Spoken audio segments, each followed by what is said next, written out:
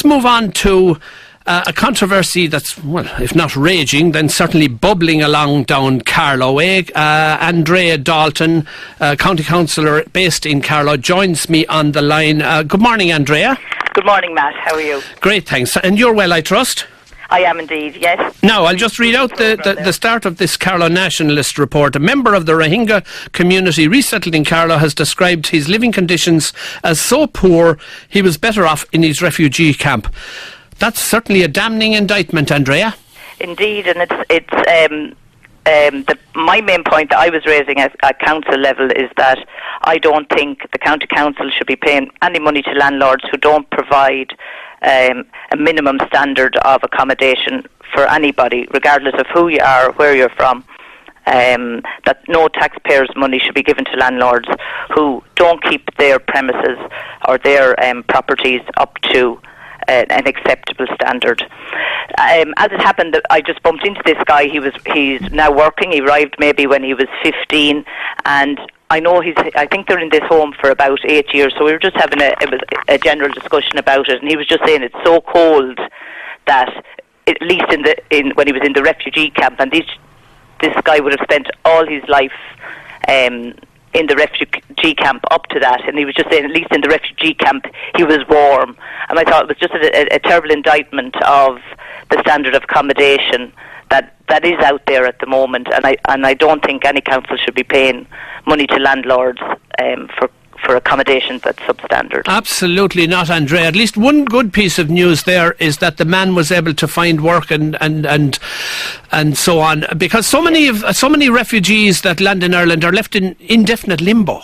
Yeah, well, now these were UN programme refugees, so once they arrived in Ireland, they had the same status as Irish citizens as such. They had the same entitlements. They were taken in under a UN programme, and they've been very successfully resettled here in Carlow. And there's many examples of great integration. We had Mohammed Rafiq, who was one of the Rohingya, who won a national prize for volunteering there in awards in November, December. We've had the regeneration of the Carlow Cricket Club due to the interest and the help of the Rohingya community. So there's many examples of how well the Rohingya people have integrated into Carlow. I was very sorry to see somebody tweeting a negative comment in relation to that article, because they focused in on the immigration side of it instead of the point I was trying to raise in council, which was no way should any government money or any of our taxpayers' money be given to landlords who cannot maintain accommodation to an acceptable standards. I've seen pictures of the accommodation this family are living in, and you wouldn't live in it, nor I would live in it, and nobody in Ireland should be expected to live in accommodation like that. So, Andrea, what's going to happen on foot of your raising this issue at the council meeting? Well, I know the family now have, because that was an informal contact with me, and I was just asking, I was only finding out information like what is the procedure. I'm only newly appointed to Carlow County Council last October, so I'm still on a learning curve, so I just wanted to know what was the procedure in relation to rented accommodation. Are they inspected? On research I was doing yesterday, and I believe this house now, at the time I thought it was RAS, but it's actually a HAP, a housing assistance payment that was received for that house, and all housing assistance payments should be inspected within the first 8 months of occupation. So I'm just going to follow that up to see that has happened with that house, because I'm sure from what I see, if it was inspected, there's no way a family could have been left in it. Yeah, and I mean, there are 2 points. Really, the occupants shouldn't have to put up with substandard conditions, but certainly the taxpayer shouldn't have to pay out money for lower than acceptable standards either.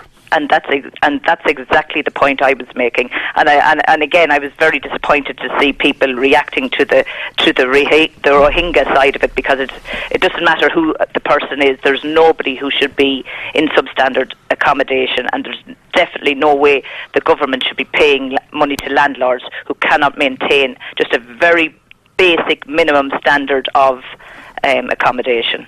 And I accept fully that it's a minority, I assume, of landlords engaging in those substandard practices. There should be none. Like, yes. Why should landlords benefit from regular monthly payments from local authorities if people don't have hot water, heating, there's holes in this person's roof, there's damp, there's flooding, they've no hot water, cracks. I'm looking at pictures here, and I wouldn't put an animal into this. I wouldn't put an animal into it, never mind a human being, you know. Disgusting, horrible. Andrea, you'll keep us up to date with that story. I will indeed. And maybe, Matt, it's something you might get some of the Rohingya community on to speak to you sometime about their integration into Carlow, because it is a very good success story, and at the moment they're suffering horrendous atrocities in Burma, Myanmar. Effectively, there's genocide of the Rohingya people over there. So it's just to raise awareness of the struggle. The people that came to Carlow had spent up to 17 years in a 1 square kilometre refugee camp in tents, without running water, without electricity. So they had huge obstacles to overcome, and they've brought many positive aspects to Carlow and Carlow town, and they've integrated very well, and it's a very good example of a very well run resettlement program. So maybe sometime you might have somebody on just to raise awareness of the issue. We might have someone much sooner than you imagine, perhaps even later on this morning's show. Great. Andrea Dalton, thank you very much. Thank you. Bye bye.